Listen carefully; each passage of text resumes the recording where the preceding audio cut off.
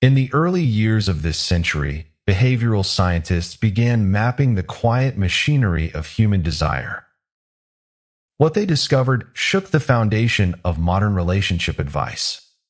It became clear that men and women experience the onset of attraction through entirely different psychological pathways. Yet, in our fast-paced modern world, this nuance is almost entirely lost. We live in an era of instant gratification, where speed is prized over depth. Because of this, countless couples find themselves visiting therapists or quietly drifting apart, experiencing a sudden freeze in intimacy without ever understanding the underlying cause. The noted psychologist Esther Perel once observed that desire is not about what we are doing, but about what we are feeling. And what a woman feels in the presence of a man is determined by a precise emotional progression. Most men never take the time to study this sequence, let alone master it. In the realm of modern dating and long-term relationships, men often operate under the assumption that arousal begins with physical sight. We see someone we find attractive. This visual trigger sparks immediate desire. Our body responds, and our mind follows. For men, the path is direct, visual, and immediate. But for women, behavioral science reveals that this sequence is almost entirely reversed. The path does not start with physical urgency. It begins with something far more fundamental. First comes safety. Only when safety is established can arousal begin. And only when arousal is nurtured does true, lasting desire take root. If that first layer of safety disappears, the entire structure collapses, no matter how much physical attraction existed in the beginning. The relationship pioneer John Gottman noted that trust is not built through grand, cinematic gestures, but in tiny, almost imperceptible daily moments. These small moments form the foundation of everything else. Understanding this sequence is not about learning tactics of manipulation. True Stoicism rejects deceit, as the Stoics believe that living in accordance with nature requires absolute honesty and self-mastery. Instead, understanding this sequence is about cultivating a calibrated, grounded presence. It is about learning to step away from anxious urgency and step into the calm self-possession that naturally invites connection. Let us look closely at the first stage, the foundation of the entire sequence, safety. If a woman does not feel psychologically safe with you, she cannot experience genuine arousal. And without arousal, true desire is impossible. This is the natural law of attraction. Many men lose the interest of someone they care about not because they lack confidence, and not because they lack physical appeal, but because they completely skip this foundational layer. They attempt to force desire before establishing safety. But what does safety actually mean? It does not mean being soft, passive, or overly agreeable. Agreeableness often stems from fear of conflict, which is the very opposite of strength. True safety is about calibration. It is the ability to read a room, understand pacing, and adjust your intensity to match the moment. It is the practical application of the Stoic virtue of temperance, the exercise of self-control and moderation.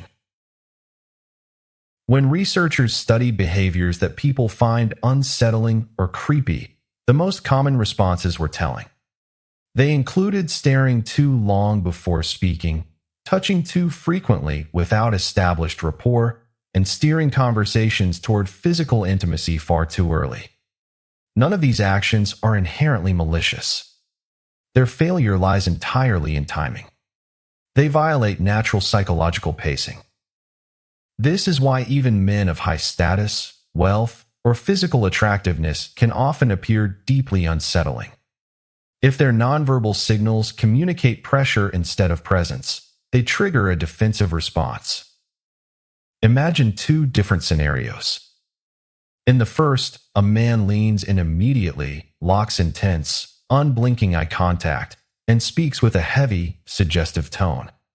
The subtext of his body language screams that he wants something, that he is hungry, that he is trying to take. He is driven by a restless desire that he cannot control. Now, picture a second scenario. This man starts slightly leaned back.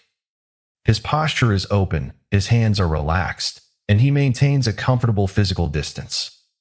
He does not rush to close the space. He waits, observing, letting the interaction breathe. He does not force tension. He allows it to build naturally, waiting for reciprocal cues before stepping closer. The difference between these two men is not their physical appearance. It is their level of self-mastery. The second man understands social permission. If she shares a playful remark, he builds on it lightly rather than shifting the tone to something intense and heavy. This is what it means to establish safety. It is not the absence of attraction. It is attraction unfolding at its natural, unhurried speed. When a woman feels this lack of pressure, her psychological guard lowers. She becomes receptive rather than defensive. Have you ever noticed this dynamic in your own life? Have you ever felt the difference between someone who is desperately trying to pull something from you versus someone who is completely comfortable in their own skin? Once safety is firmly established, we enter the second phase of the sequence, arousal. This is where many men falter, particularly in long-term relationships. It is a common human error to assume that once attraction is created, it will sustain itself automatically forever. It will not. Arousal is not a permanent state. It is a fire that must be continuously and intentionally tended. For women, arousal is deeply sensory, slow, and contextual. If you observe the way romantic art and literature designed for the female gaze are structured, you will notice a fascinating pattern. The focus is rarely on explicit acts. Instead, the focus lingers on the details, the meeting of eyes across a crowded room, the brush of a hand, the strength of an arm, a subtle shift in posture. These details are incredibly powerful because they signal intimacy, presence, and controlled strength. In daily life, this translates directly to how you use physical proximity. Over time, many couples allow their physical connection to become routine. Kisses become brief, automatic greetings. Hugs become perfunctory. Physical touch loses its tension and becomes purely functional. To rebuild arousal, your physical presence must become deliberate. It requires you to be fully awake in the moment. When you guide her through a doorway, place your hand lightly on her waist. When you pass her in a hallway, let your fingers brush her lower back. When you lean in to speak, rest your palm gently on her thigh. There is a massive psychological difference between grabbing and guiding. The physical contact may seem similar, but the underlying intention changes the entire experience. Grabbing communicates a demand. Guiding communicates a protective, confident presence. This works because of what psychologists call plausible deniability. When touch feels natural, appropriate, and respectful of the moment, it invites warmth without triggering a sense of pressure. Consider eye contact. While a blank, prolonged stare feels aggressive and awkward, controlled eye contact can build immense tension. One effective method is the triangular pattern. Look at one eye, shift your gaze briefly to the other, let your eyes drop for a split second to her lips, and then return to her eyes. This simple action communicates interest and confidence without demanding an immediate reaction. It is controlled escalation, guided by awareness. As the philosopher Rollo May once wrote, love is not merely a passive feeling, but an active engagement of the will. The commitment to create arousal is an act of paying attention to the small details that signal your presence without demanding a transaction in return. Now, we must explore the final, and perhaps most misunderstood, stage of the sequence, desire. It is vital to understand that desire is fundamentally different from arousal. Arousal is a physical response to the immediate present. It is chemistry, tension, touch, and proximity. It happens when you are standing in the same room, sharing the same space. Desire, however, is what happens in your absence. Desire is what occurs when she is alone, and your name suddenly crosses her mind. It is the replay of a conversation in her head before she falls asleep. Desire does not live in physical proximity, it lives in the imagination. There is a well-documented psychological concept known as cognitive dissonance. It explains that when someone's behavior is not completely predictable or easily categorized, our brains work harder to solve the puzzle. When we cannot entirely predict another person, we spend mental energy thinking about them. And because the human brain dislikes unresolved tension, it searches for a reason why we are thinking about them so much. The easiest explanation the mind can find is simple: I must care about him deeply. Throughout history, the men who held a magnetic appeal were not always the most physically striking or the most vocal. What they possessed was an understanding of psychological tension. They were warm and fully attentive when present, but they remained self-contained and focused on their own lives when apart. They did not overwhelm with constant, anxious availability. They allowed their absence to be felt. But here is where many modern men misunderstand this dynamic. They mistake mystery for emotional cruelty or childish mind games. They believe they must act cold, ignore messages, or play manipulative games to create attraction. This is a profound error. Manipulation is born of insecurity and a desire to control others. Stoic philosophy teaches us that we cannot control others. We can only control ourselves. True mystery is not a game. It is the natural consequence of having a purpose in life that is larger than any single relationship. It means you are not constantly available because you are actively engaged in your work, your study, your physical training, and your personal duties. If you are always texting first, always replying within seconds, and always entirely predictable, you leave no space for curiosity. Her mind has no puzzle to solve, no anticipation to feel, and no room to wonder. Desire requires oxygen. Just as a fire cannot burn without air, desire cannot exist without space. When you are deeply present when you are together, but completely focused on your own path when you are apart, you create that necessary space. You are warm, but not desperate. You are interested, but not dependent. This gives her room to think of you. And in those quiet hours of independent thought, desire takes deep, lasting root. As the poet Rainer Maria Rilke beautifully wrote, love consists in this, that two solitudes protect, border, and greet each other. Desire lives precisely on that border, in the rich, quiet space between presence and absence.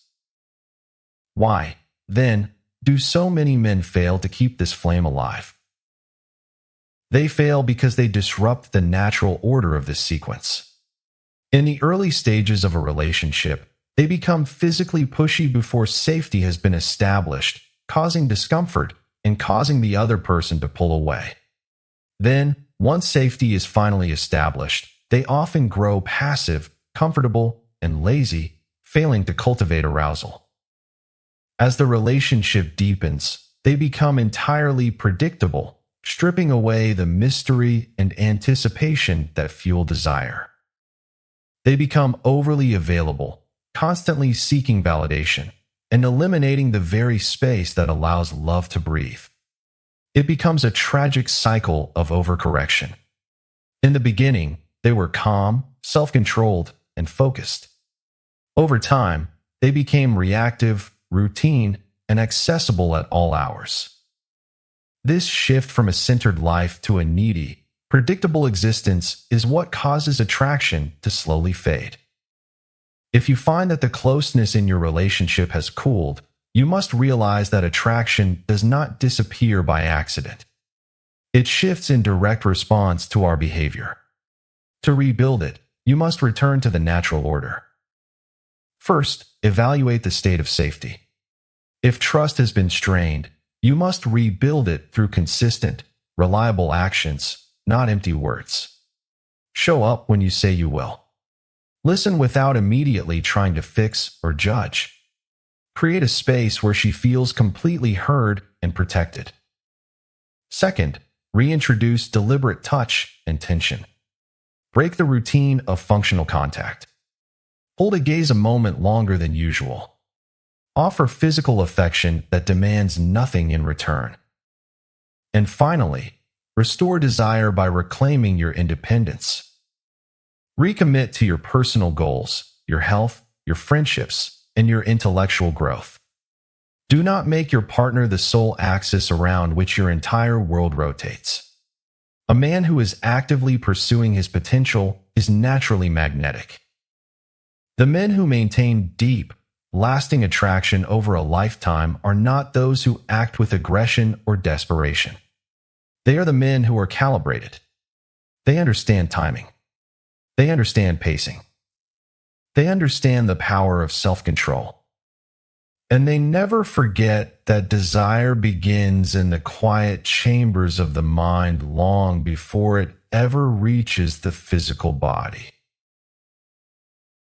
We do not see things as they are, we see them as we are.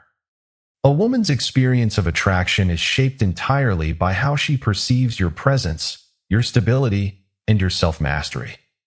That perception is everything. Take a moment to reflect on these principles. If this perspective on mindfulness and human connection resonated with you, consider subscribing to the channel, leaving your thoughts in the comments, and sharing this with someone who might need to hear it. Let us continue to build our minds, master our actions, and live with intention.